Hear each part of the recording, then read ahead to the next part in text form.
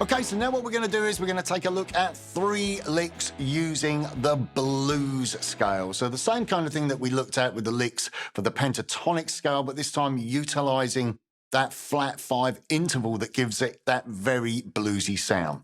So the first lick, we're going to start off on the D string at the 2nd fret, open G, back to the 2nd fret D. Now we're going to play 3-2 open on the G string, but when we get to the 2nd fret, we're going to pull off to the open G, so you get...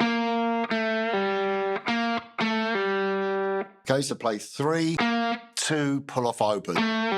So you get...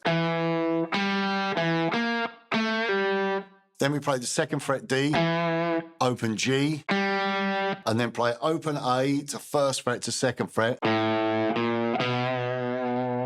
Open D, hammer on D, and then open G. Okay, put the lick together.